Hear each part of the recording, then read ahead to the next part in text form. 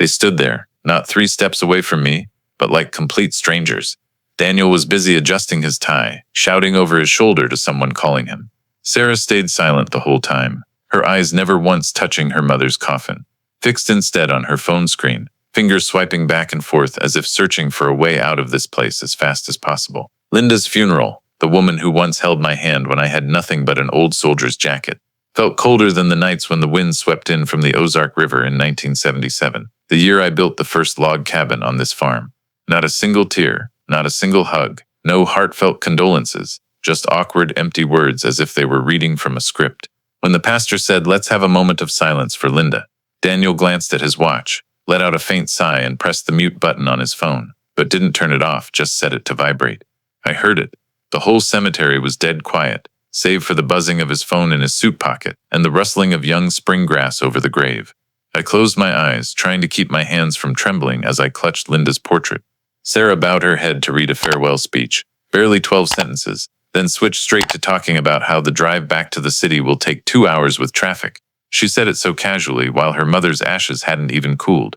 But what choked me wasn't their indifference, it was the look they exchanged.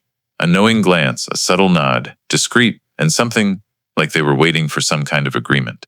When everyone had left, I pretended to stay behind to arrange the flowers, to stack the benches. Daniel stood about 10 meters away, whispering to 2 unfamiliar men, all 3 looking toward the western part of the farm.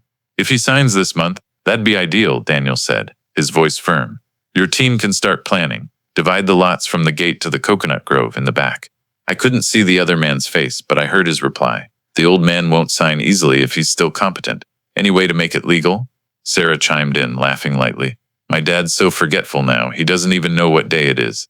I turned away, got into my pickup truck, my hands gripping the cold steering wheel. My heart didn't ache, wasn't shocked, wasn't even angry. Only one thing remained in my chest. Linda was right. She once said, "One day, if I'm gone, you'll have to learn to love yourself more than those kids." I didn't understand her then. Now I do. They didn't come back for their mother. They came back for the land, for the log cabin I built with my own hands, for the fields not yet transferred, for the truck in my name, for the land where she now rests. But they want to dig up, tear apart, sell for profit, and call it development. And if they think I'll let it slide, well, maybe they've forgotten I'm the man who held this family together through 3 straight years of drought. I've endured enough. Now it's their turn. The morning after the funeral, I woke up at 5:30, as always. Linda used to say, "A farmer who sleeps past sunrise is no different from planting a seed and forgetting to water it." I kept that habit, even when there was no one left to share coffee with on the porch.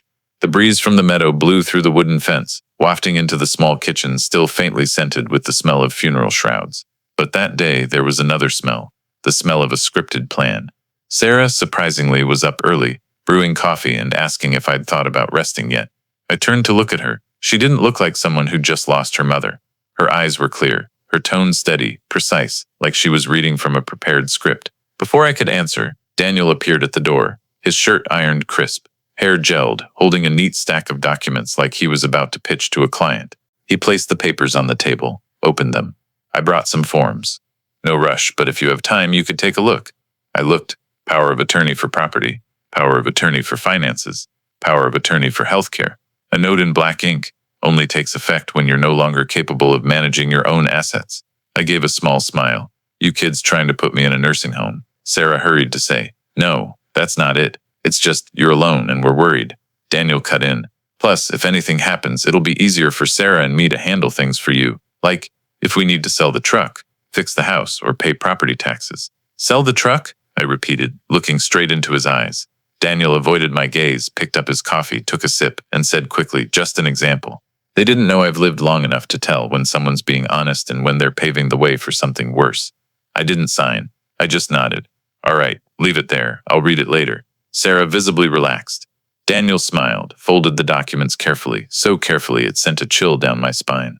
That afternoon, I saw them walking to the northern edge of the land where Linda used to plant lavender. 2 figures stood with a man in a white shirt, holding a GPS device. They pointed, gestured, nodded. I stood inside the house, watching through binoculars, saw Daniel taking photos of a satellite map on his tablet. That evening, Sarah said, "Dad, you want to redo the northern fence? I think we could split that area, maybe build a guest house." I asked. "For who to stay in?" She said, "Maybe tourists or long-term rentals. Farm stays are doing really well in Ohio. Daniel added. If you let us develop that land, we could triple the property's value, and you could still live here as usual, but with extra income. I nodded, repeating, income. They were painting a new dream, but not my dream. Theirs. I've lived long enough to know anything that starts with "if you just sign" is followed by a contract that benefits everyone except me. I started recording, not because I was scared, but because I knew the kids who once held my hand as children had now learned to slip a knife behind my back while still calling me Dad. I placed a small recorder in the wall clock, an old one Linda used to remind her of her medication times. I also called Janet Miles, Linda's old friend, a former family lawyer, and set up a meeting. I didn't say much over the phone, just, I need to adjust a few things in the will. That night, I lay in bed, staring at the ceiling. Next to me was an empty, cold pillow. I thought of Linda, of the seasons we planted corn together, the nights we stayed up building pens for the calves. Then I remembered her saying, "One day this land will be a legacy for those who deserve it." I didn't yet know who deserved it, but I was starting to see who didn't, and maybe it was time to prepare for the final battle of my life. A silent battle, no blood, no guns, but the loser would be left with nothing, not even honor. 3 days later, I used a routine health checkup as an excuse to leave the house for the morning. Sarah offered to come along, but I said, "It's just a blood test, no big deal."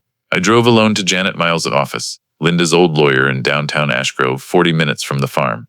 Janet, a few months older than me, was still sharp and crucially remembered every detail of Linda's estate. When I placed the stack of papers Daniel gave me at the funeral on her desk, she skimmed them, then looked up slowly and asked, "Have you signed yet?" I shook my head. She sighed in relief, then pulled a file from her drawer, the original will Linda wrote by hand in 2019, properly notarized, stating clearly that all land ownership was transferred to a trust fund in Linda's name, managed by Joseph Bradshaw, non-transferable without both our original signatures. I asked, "Since Linda's gone, I'm the sole manager, right?" Janet nodded, "But that also means, if they prove you're incompetent, a court could appoint a substitute guardian." I looked out the window, my voice dry.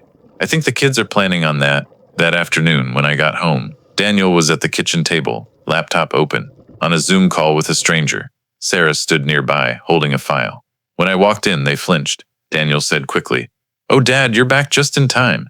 This is Dr. Robert Hayes, a psychologist. He can help with a cognitive assessment for legal purposes. Just a formality." I didn't respond. I just stared at the screen, where the doctor nodded at me through the webcam with a fake professional smile. That night, I looked up Dr. Robert Hayes online. No clinic in Missouri under his name. He'd had his license temporarily revoked in Colorado for ethics violations, specifically misassessing patients' competency to serve the interests of trustees. I screenshot everything, saved it to a USB, and sent a copy to Janet. "They're trying to take control of the trust," I said. She replied with one sentence, "Stay quiet. The longer you do, the better it is for you."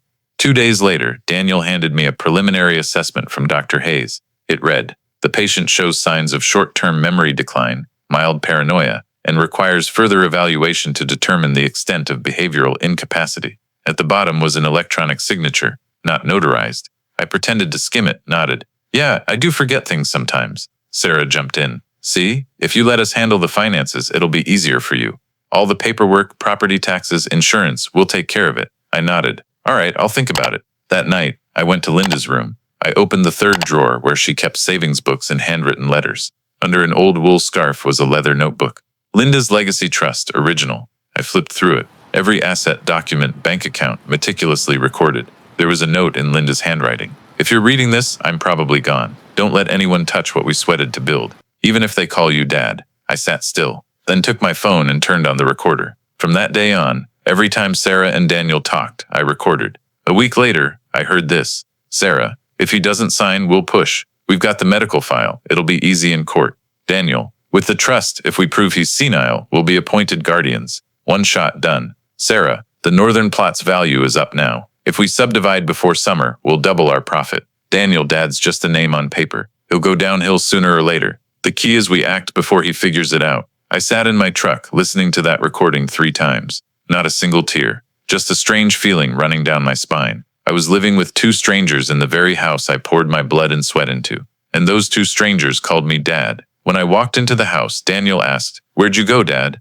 I said, "Just drove around. Clears my head." He smiled. "Good to stay sharp at your age. Rest early, okay?" I smiled back, nodded, and went to my room. In my pocket was the recording. In the drawer was the USB with their fake documents, and in my head was a counterattack plan. Quiet, no blades, but precise like plowing a straight line in dry soil. This time I wasn't plowing to plant. I was plowing to draw a line between justice and betrayal. It wasn't until Linda passed that I fully understood what she'd done for me. But only now, when I heard my own kids plotting to strip away what's left of me, did I realize what she'd foreseen. Linda wasn't the type to cry easily or say sentimental things. But during the 4 years she fought cancer, I saw her sit for hours at the dining table, jotting down notes, cross-checking documents, as if calculating something bigger than medical bills or insurance. I remember her closing a file once and saying, "You think our kids won't turn their backs for money, but I'm not so sure." I laughed then. I said, "They're our kids, Linda," and she just looked at me, silent. Now, amid the schemes, forged signatures, and slick lies, I see that look wasn't fear, it was a warning. I opened the small wooden chest Linda left behind. Under old photos and Christmas cards from 1990 was a thick file, wrapped in dark linen, hand-embroidered with the word legacy. My hands trembled, not from weakness, but because I'd never dared touch it while she was alive. I opened it and saw Linda had transferred most of the estate, 42 acres, the house, machinery, the pickup, even the southern burial plot, into a trust fund called Linda's Legacy Family Trust, established in 2019, managed by me, but only fully effective after her death. She'd hired a separate lawyer, not Janet, in St. Louis, where Daniel had no connections, to handle all the paperwork. There were 3 layers of security: Linda's death certificate, a medical evaluation confirming my competency, an encrypted password sent to an anonymous bank account, Linda's emergency fund from 2006. I couldn't believe what I was reading, not because it was complex, but because it was so meticulous. Linda, who claimed to hate legal nonsense, had done all this quietly, without complaint, without taking credit, just to keep me safe even after she was gone. In a handwritten letter attached, she wrote, "I don't trust Daniel, even less the people around him. Sarah, she loves you, but she's weak. If I'm wrong, I'm sorry. But if I'm right, this trust is how you keep what's yours without arguing, without shouting. I know you're not good at getting angry, but I don't want to see you bow your head." I folded the letter, placed it next to our wedding photo. Then I called Janet for the first time in my life. My voice shook slightly. "Linda did everything. Now there's just one thing left. I have to protect it from my own flesh and blood." Janet came that afternoon. She brought her laptop, encryption tools, and set up a video call with the St. Louis law office to confirm reactivating my full control over the trust fund, now solely mine, untouchable without my original signature. It took 3 hours to verify everything. When it was done, Janet looked at me and said, "From now on, if Daniel tries anything, I can step in immediately. And you can rest easy and play the next move." I didn't reply. I just remembered Linda's quiet smiles as we sat in the cornfields, her pointing into the distance. "Look at that. Everything we have, it all started as small as a corn sprout. But if no one tends it, someone will uproot it without asking." I once thought I was strong enough to protect it all. But Linda, she saw further. She knew some battles weren't for a man with a hoe. They were for the woman who stayed up nights worrying about property taxes. She didn't use fancy words or write long wills. She set up a trust, simple, sharp, unbreakable. And that was my way out, not to escape, but to move forward, unbound by fake blood ties and shallow affection. That evening, when Sarah asked, "Dad, have you finished reading those papers yet?" I just smiled. "Not yet, but I'll give you an answer soon."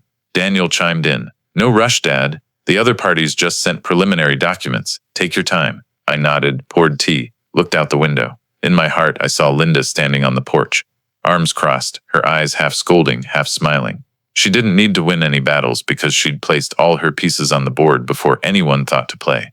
It's been less than 2 weeks since Linda's passing, and the kids have already set up a whole stage. But they don't know I'm no longer sitting in the audience. I've stepped onto the stage, and I have my own script. That afternoon, Sarah rushed into the kitchen, pretending to be worried. "Dad, Dr. Hayes wants another in-person meeting to finalize the assessment. If it's convenient, we can take you to his office in the city tomorrow afternoon." I asked. "To do what?" Daniel cut in, his voice as smooth as ever. "Just to reevaluate your short-term memory, Dad.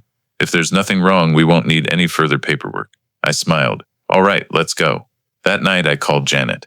"I need my doctor to confirm something first." Janet understood immediately. The next morning, before getting in the car with Sarah and Daniel, I stopped by Dr. Edward Moyer's office, my family doctor since 1995. After a 45-minute evaluation, he signed a full certification. The patient is fully lucid, no signs of dementia, behavioral disorders, or any cognitive impairment.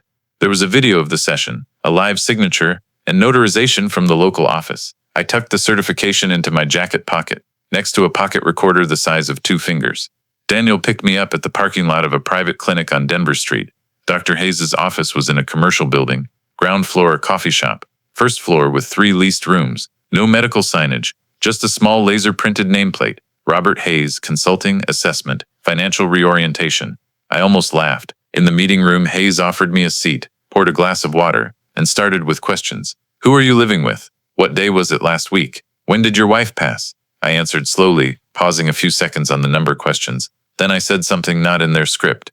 Dr. Hayes, do you have a medical license? I don't see one displayed here. He froze for a moment, glanced at Daniel, then gave a weak smile. Oh, I work under a specialized team, so we don't need to display credentials in this office. I nodded, pulled out the printed record of his Colorado ethics violation from my pocket, and placed it on the table. I do my research before working with anyone. The room turned ice cold. Daniel gripped his briefcase. Sarah swallowed hard. I stood up, patted Hayes' shoulder. No need to waste time. I already have Dr. Moyer's assessment. Fully legal, fully recorded, fully notarized. And this meeting? Also fully recorded. I left the office in silence, without looking back. On the drive home, Daniel said nothing. Sarah sat in the back, Stoda texting. I heard the phone clicks. They still didn't get it. They were just starting the game, while I'd been placing my pieces before the board was even set. The next day, a package arrived at the farm. The courier said, "Express delivery requires recipient signature." I signed. Inside was a draft document. Voluntary financial support transfer, naming Daniel Bradshaw as the authorized party. Again, an old trick. But one line caught my eye. The document takes effect upon completion of a competency assessment and notarization by a third party. I didn't tear it up. I didn't throw it away. I clipped it into my personal file, marked in red. The game had begun, but it was my game. That night, I went to the porch, lit a cigarette, a bad habit Linda always nagged me to quit. But today, I smoked for a different reason. I needed to remember how weak I'd once been for those I loved. And now I needed to remember how I'd stood back up. The breeze blew through the young corn behind the house. Newly planted but strong, I thought. If the land could stand firm through years of storms, then the man who tilled it must know how to stand firm against other storms. Storms named family. Tomorrow I'll meet Clayton and Riley, the young couple Linda once mentioned. They sent a letter asking to rent the southern plot for an eco-farm, but I turned them down because I wasn't ready. Now maybe I am. Not to rent, but to pass it on, the way Linda always believed. Only those who cherish the land deserve to own it. The game has begun. But this time I hold the white pieces, and I move first. I don't need to hear more to know they won't stop. After the meeting with that Hayes guy, the house felt eerily, falsely quiet. Sarah tried to act cheerful, even cooking dinner and asking what I wanted to eat. First time in nearly a decade. Daniel was politer than usual, pulling out my chair, pouring my water before his own. I pretended not to notice. But really I was just waiting for a private conversation between them, and I knew exactly where to catch it, the kitchen. Linda used to call it the heart of the house. It's also where my kids have their secret talks, especially when they think I'm napping. I placed a small recorder inside the bottom of the sugar jar, where no one touches. Another smaller taped under the kitchen table with double-sided tape. Then I faked exhaustion, said I'd rest in my room. I left my door cracked just enough to hear their footsteps. Soon after, Sarah entered the kitchen first, the chair scraping as she sat. Daniel followed, closing the door behind him. The recording started like a normal chat, but then Sarah, I think we're underestimating him. He's not as senile as we thought. Daniel doesn't matter. Hayes' file is just a front. The real plan is through the bank. I've already prepped the paperwork for a land mortgage. Sarah, but the land hasn't been transferred yet? And that trust? I don't get why Mom's name is still all over it. Daniel, the trust is in Mom's name, but Dad's the manager. If we prove he's unfit to manage, the court will appoint a guardian. That's when I step in. We need to lock it down before fall, while land prices are high. What if he sues us? Daniel, he's got no proof. And even if he sues, he won't live long enough to win. Sarah, Daniel, the sooner the better, Sarah. You don't want to wait until he's dead and the land's still not ours, do you? I stopped the tape there. Not because I couldn't listen anymore, but because it was enough. I had everything. That evening, as Sarah cleared the dishes, I said, I want to keep this meal in my memory. She smiled. We're just glad you're happy, Dad. I only replied, yeah, especially since what you two said at noon, it'll stick with you for a long time. Sarah froze. Daniel looked up, his eyes flickering, the tell of someone caught.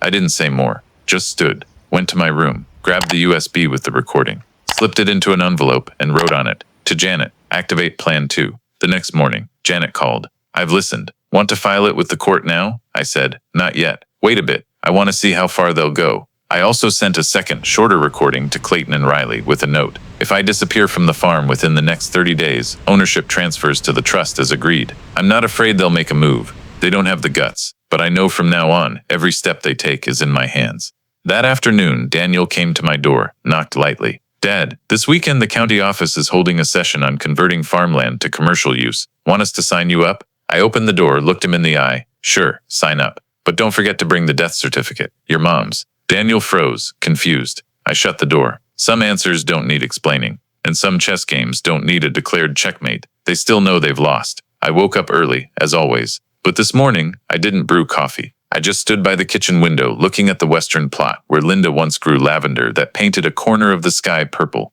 It's overgrown with weeds now since I stopped tending it after she passed. But I've kept it untouched. No fences, no subdividing, no greenhouses like Sarah suggested. Because that's the one plot Linda told me never to let anyone touch. And today, I'll protect it with a weapon they'll never expect, the law. Right after breakfast, I drove to town, to the Ashgrove County Registrar's office. The clerk, Marla, blonde, about 30, recognized me. Mr. Bradshaw, long time no see. How can I help? I placed the linen-wrapped file on the counter. Linda's Legacy Trust.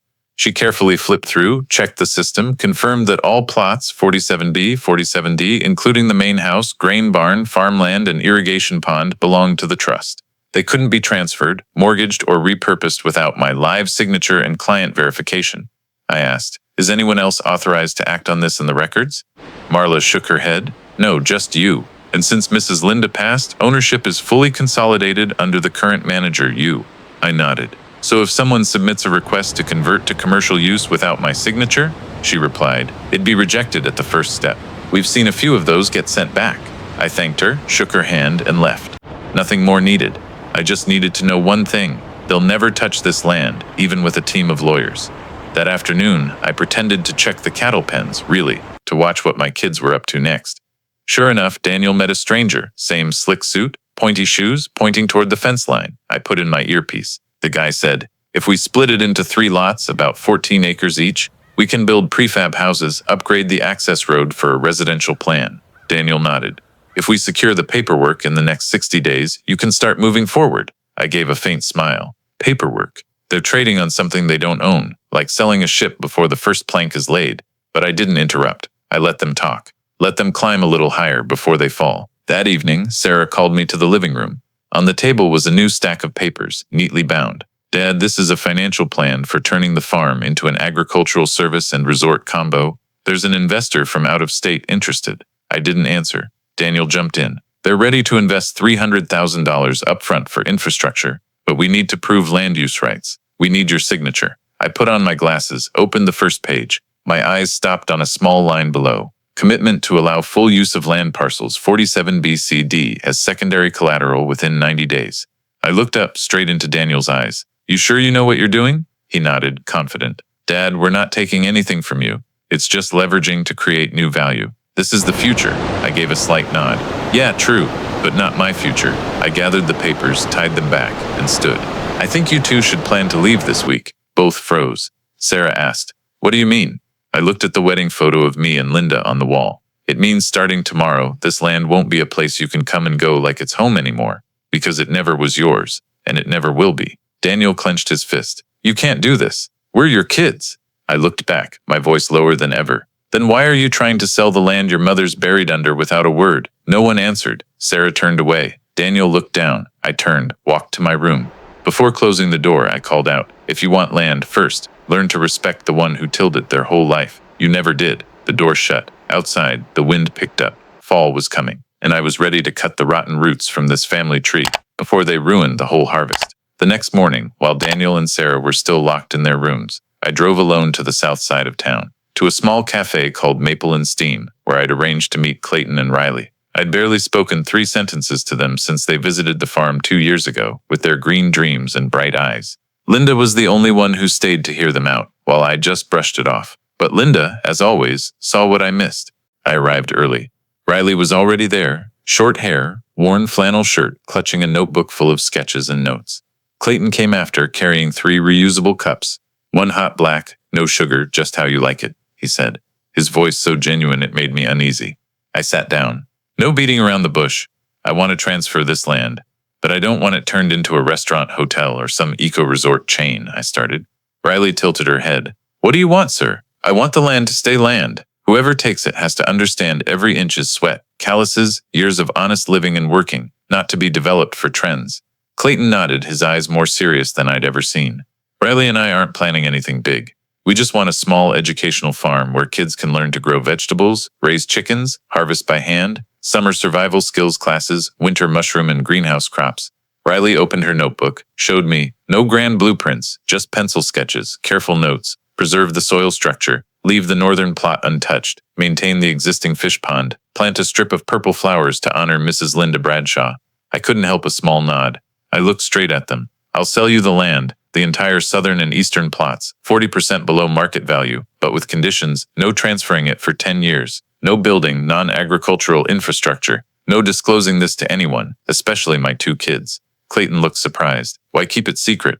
I leaned on the table, looked out the window where the sun was rising over the hill. Because I'm not just selling land, I'm cutting out the rot from the tree my wife spent her life nurturing. And my 2 kids, they're trying to chop that tree down to build a strip mall.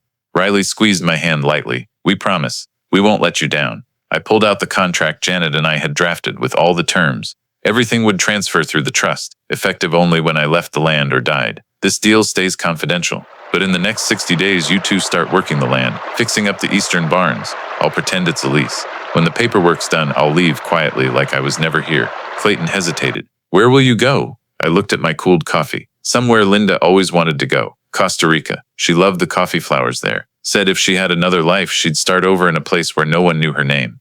Riley's eyes teared up. Then now's the time for you to replant her way. We shook hands. Firm. Clear. No papers needed for a promise. But this time there were papers, so no one could break it. I returned to the farm with the signed contract sealed in an envelope, sent back to Janet for registration.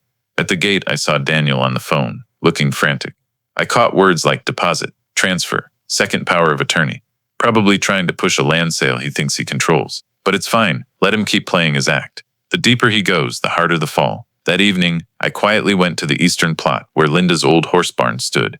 I hung a wooden sign, under renovation, no entry without permission. Daniel passed by, glanced at it, asked, What are you doing out there, Dad? I replied, Hired someone to tend the land. They'll keep what you don't need. He shrugged, didn't ask more, and I knew I'd just won another move. That night, I lit a stick of incense by Linda's photo. Rest easy. This land won't be a parking lot or a shareholder meeting. It'll be what we dreamed, a place where kids can get muddy and still feel happy. Linda didn't answer, but the breeze through the window, carrying the faint scent of dried lavender, felt like a nod, and I knew I wasn't alone. I'd just found 2 young hands ready to carry on this land, not for money, but because they knew keeping the land is keeping a family's soul. 10 days later, at 6 a.m., I woke earlier than usual. But this time, I didn't put on my jacket to check the cattle pens. I slung on the backpack Linda bought me last year, never used, and stood in the living room, looking around one last time.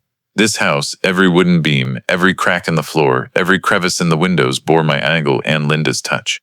It wasn't just a home.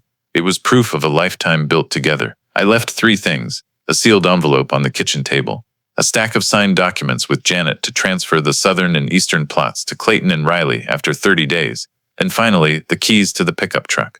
I didn't take the truck. If I did, they'd track it. I called a shuttle service at dawn, told the driver not to stop at the main entrance. I got in from the back path behind the garden where Linda once called the escape route for days. We need a place no one can find. I wasn't running away. I was just leaving, like an old tree that knows it can't withstand the wind anymore, so it leans toward the last light to drop its seeds. That afternoon, I landed in San Jose, Costa Rica, where Linda dreamed of going but never made it. In my hand was a copy of a new passport, a legal identity arranged by Janet 6 months ago per Linda's backup plan. My name now is Joseph Linwood, a blend of Joe and Linda Wood. Linda once said, "If there's a next life, I don't want to start over alone. You're coming with me." Back home, I imagined Daniel and Sarah returning from the store, finding the house empty. No sign of me, no long note, just an envelope with a few neatly written lines. I'm not gone, I'm just not where I was. Live decently, if you still want to be called my kids. If not, remember this land was never yours. Janet told me in a call before I left. I'll handle the rest. If Daniel and Sarah try anything legal, they'll soon learn they don't hold any assets.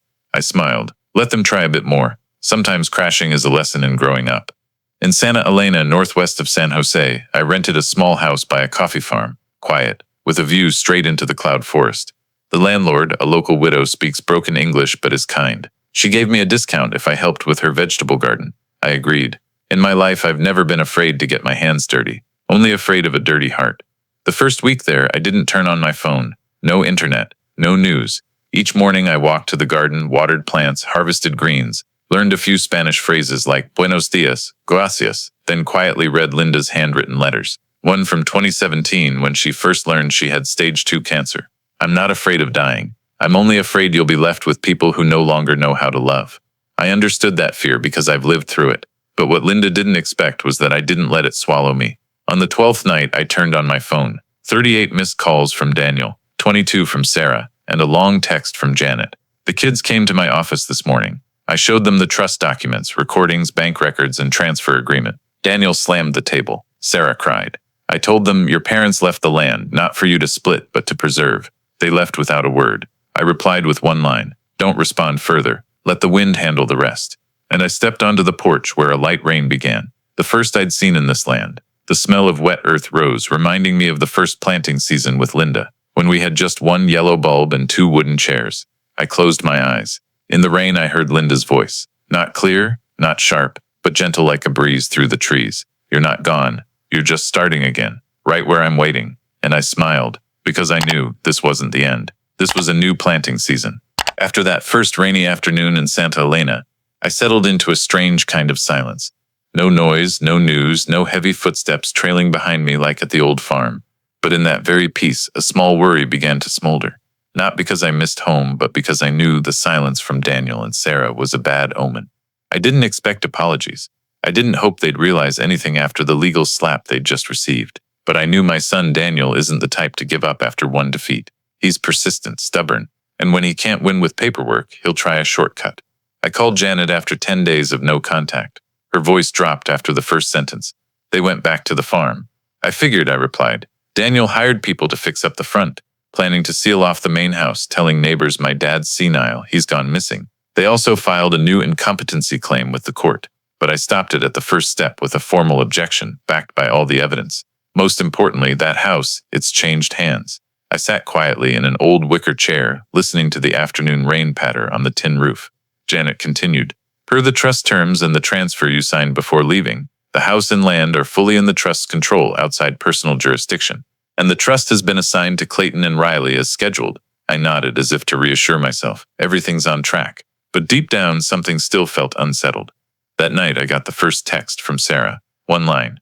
Dad, did you really choose strangers over your own kids? I didn't reply.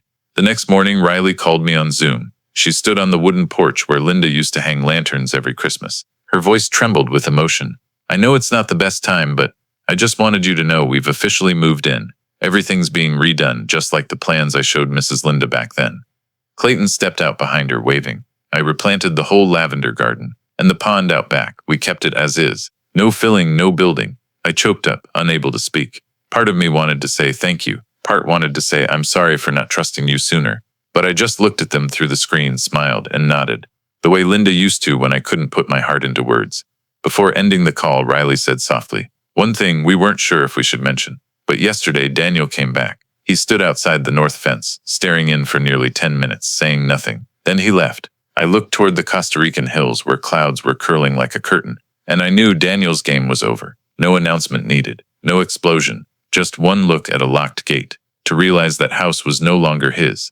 I stood, went to the garden, picked a ripe red coffee berry and squeezed it lightly until the juice ran over my hand. The first berry of the season. Sharp, bitter, but with a sweet aftertaste. Like me, a father, a farmer, a survivor of a storm called family. I didn't disappear. I'm just not where I was. But what I left behind, it'll grow, and this time, it'll grow the right way.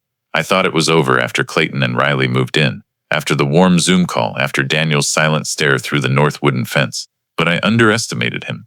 3 weeks later, Janet called with a rare, serious tone. They've officially filed a lawsuit. I wasn't surprised. On what grounds? Fraud, elder manipulation, exploiting an unstable mental state to transfer assets. I laughed. The first real laugh in months. Sounds tidy. Janet sighed. It's not the grounds, it's how they're spinning the story.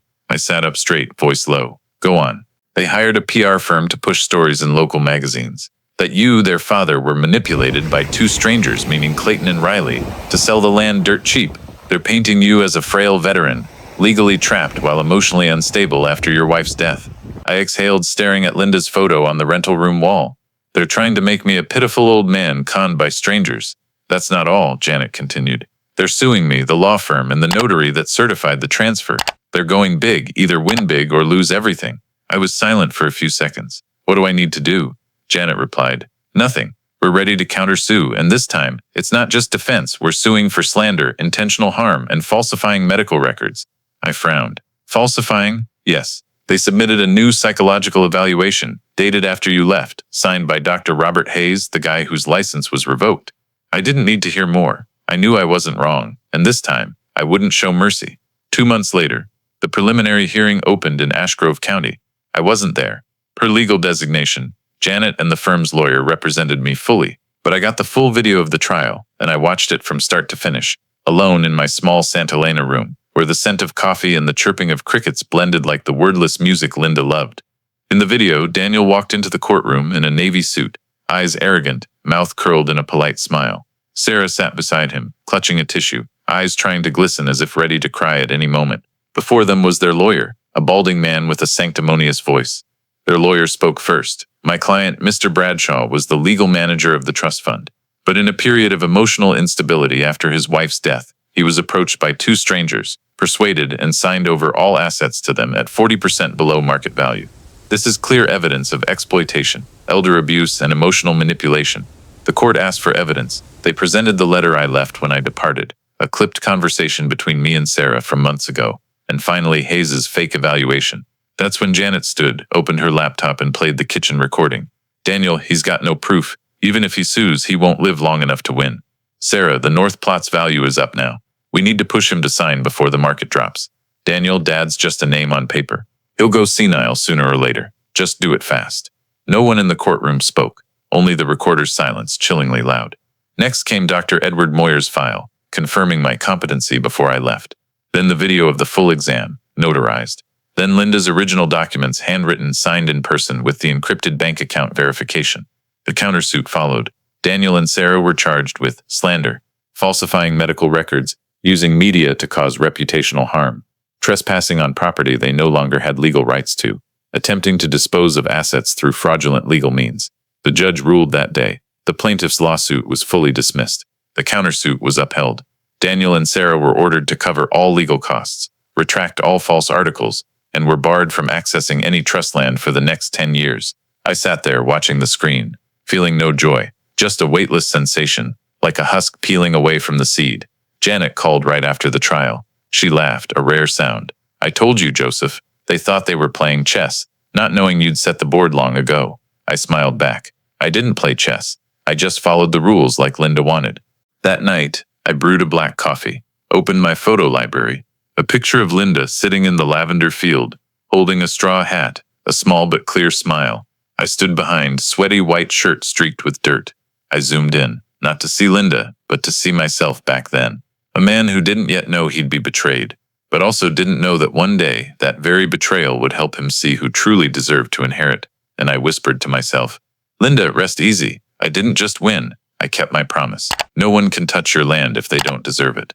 After the trial, I thought Daniel and Sarah would slink away quietly, live with less shame. But 3 days later, a second article appeared in a tabloid.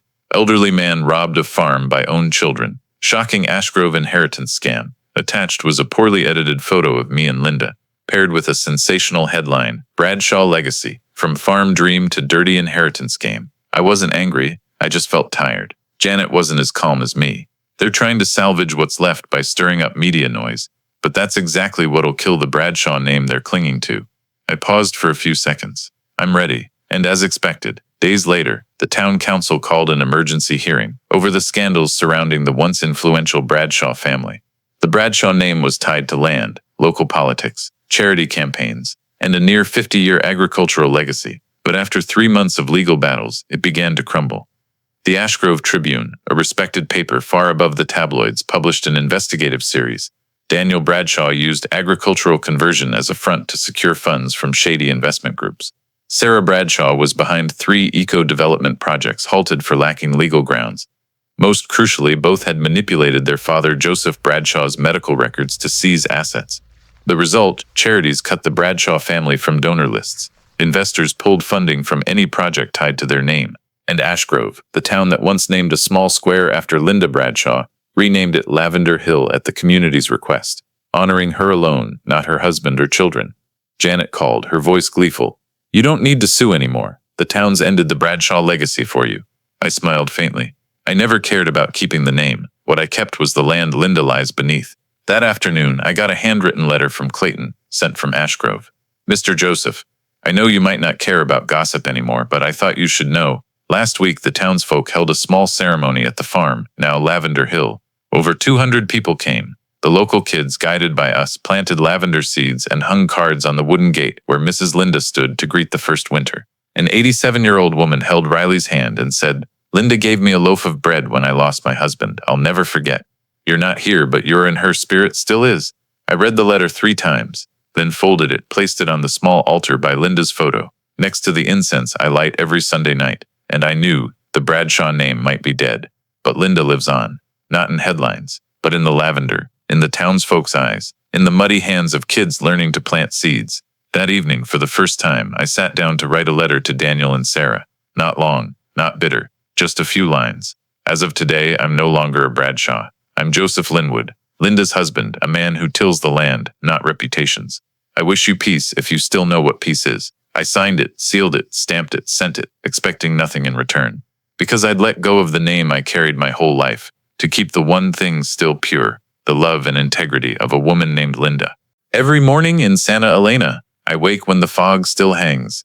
Pour a glass of warm water, walk the small hill behind the house to check the coffee rows I'm learning to grow from locals. Each step on wet earth, each unfamiliar bird call I can't yet name, lightens me a little. Lighter than the years I lived under the Bradshaw name I left behind. Here no one knows I once owned a 100-acre farm, was dragged to court by my own kids, or fought to keep a promise to a wife who's gone. They just call me Senor Joseph, the American who grows coffee and lives alone in a rented house. No one asks where I came from. No one cares why I'm here. And for the first time I see that anonymity isn't sadness. It's a privilege. My life is simple. Mornings watering plants, afternoons reading, evenings biking to town for coffee with new friends, mostly European immigrants or lifelong plain-spoken Costa Ricans. They're not rich, not busy, but they all have time to smile, a smile never forced.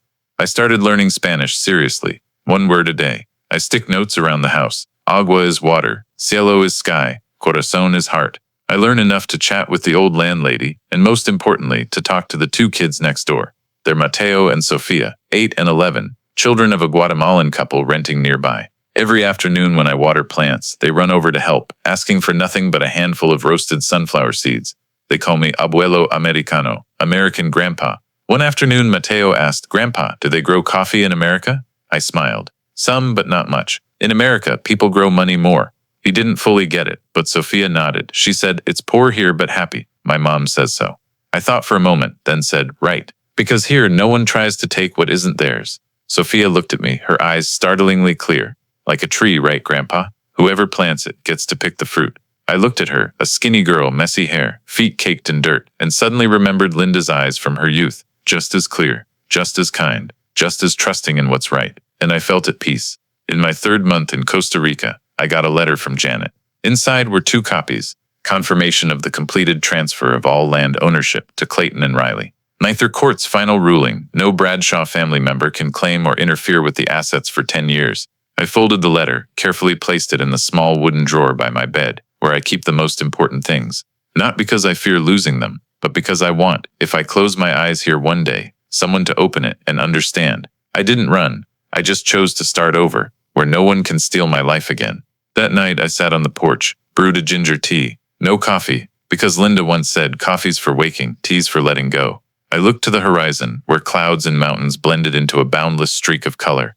I don't know how long I'll live, but I know my remaining days there'll be no forged documents, no knocks demanding land shares, no sullied Bradshaw name, just me, just the land, and a Linda somewhere in the cool mountain breeze, smiling because I didn't let anyone take what she loved most.